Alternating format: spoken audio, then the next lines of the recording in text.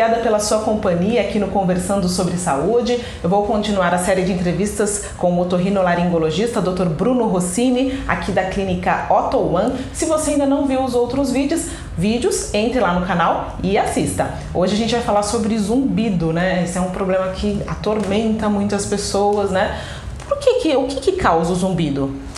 Bom, primeiramente, obrigado, Ione, pelo convite, pela participação aqui de novo. Fico muito feliz.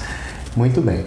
O zumbido é um barulho percebido nas orelhas, né? Que podem ter aí diversas características, né? Pode ser diferente de pessoa para pessoa. Nós ainda falamos que o zumbido é uma ilusão de som, né? É a percepção de um som que na verdade não existe, pelo menos na maioria das vezes, de forma objetiva, né? Então, doutor, desculpa interromper, mas é por isso então que muitas pessoas dizem que elas têm um zumbido na cabeça, não é no ouvido, elas dizem que tem na cabeça. Isso. Na verdade não é uma percepção, não é real, digamos assim. Para a pessoa, sim, é real, né? O cérebro do paciente interpreta como um som mesmo, né? Mas às vezes realmente é difícil de localizar, né? Alguns pacientes têm um zumbido localizado na orelha esquerda, outros localizado na orelha direita, mas alguns pacientes falam que eu tenho um zumbido na cabeça, né? E isso é por essa percepção de som anômala que o nosso cérebro faz, entendeu? Não é que na verdade esse som existe, é uma percepção desse som. Entendi. E assim, tem pessoas que dizem que o zumbido parece com o som de um enxame de abelha, outras que parece com a batida do coração, tum, tum, tum, que é o que o senhor falou que é diferente, né? Dependendo do tipo de som que a pessoa ouve, podem ser problemas diferentes ou não? Sim. Algumas vezes a característica do som pode sim nos remeter à causa do zumbido, né? Existem diversas causas de zumbido, né? Mais de uma centena de causas, Nossa. Né? Desde causas menos graves, né? E mais passageiras, como por exemplo uma infecção na orelha, né? Um acúmulo de secreção na orelha. Hoje mesmo pela manhã eu atendi uma criança com zumbido que quando eu fui examinar ela tinha uma rolha de cera tampando ambas as orelhas e causando zumbido, né? Então esses são desde problemas simples, passando por distúrbios metabólicos, né? Então pessoas que têm pressão alta, diabetes, né? Problemas de tireoide, muitas vezes podem apresentar zumbidos, chegando até doenças graves, como por exemplo tumores da orelha e do sistema nervoso central. Então existe uma gama enorme de possibilidades que devem ser avaliadas.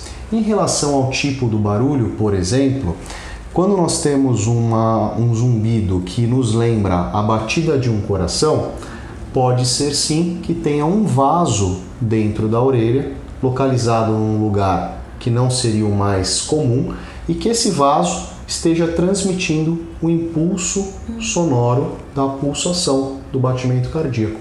Então sim, a característica do zumbido pode nos ajudar a entender a causa desse problema. Entendi. Como tem mais de uma centena de causas, né? Quais seriam assim as mais comuns? Olha, cerume é a causa mais comum, acúmulo de cera no ouvido, né?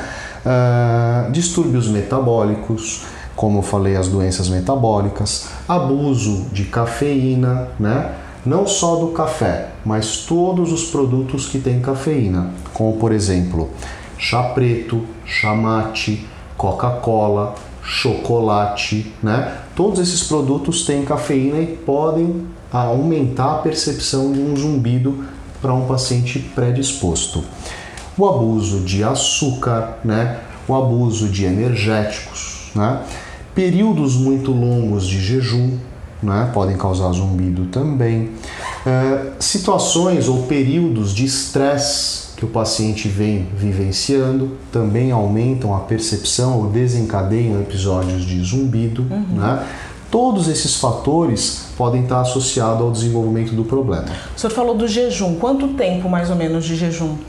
Para pessoas que apresentam um problema de zumbido, nós recomendamos que se alimentem de 3 em 3, no máximo de 4 em 4 horas, né? Especificamente para evitar o problema do zumbido. Então quer dizer que o tratamento passa também pela alimentação? Ah, sim, com certeza. Numa primeira consulta, quando a gente faz uma anamnese, né, uma entrevista detalhada e um exame físico minucioso, a gente sempre tenta identificar esses fatores que podem estar relacionados com o desencadeamento do zumbido. Então, se o paciente toma muito café, a gente pede para ele restringir o café.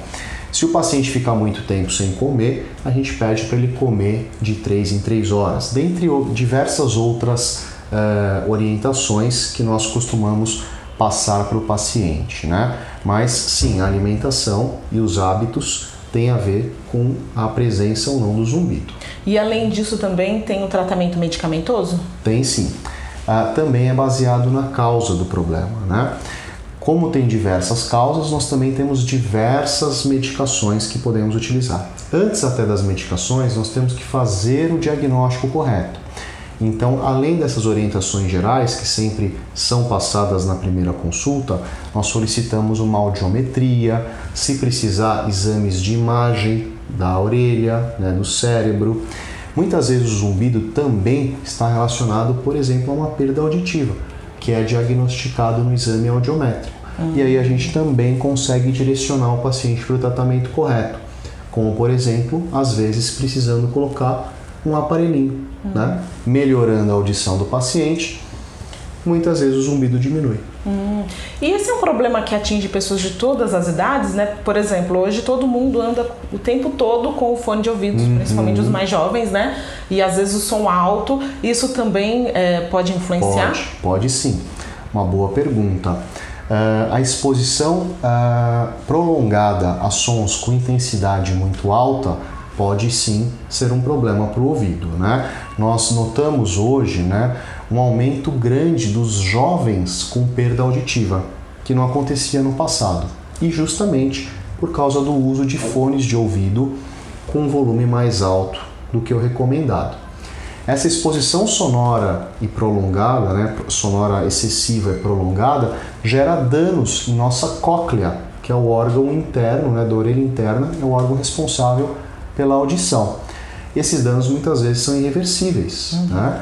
Então sim, e levando a um dano na cóclea, pode também gerar zumbido. Entendi. Tá bom, obrigada, doutor. Eu estou à disposição para ajudar.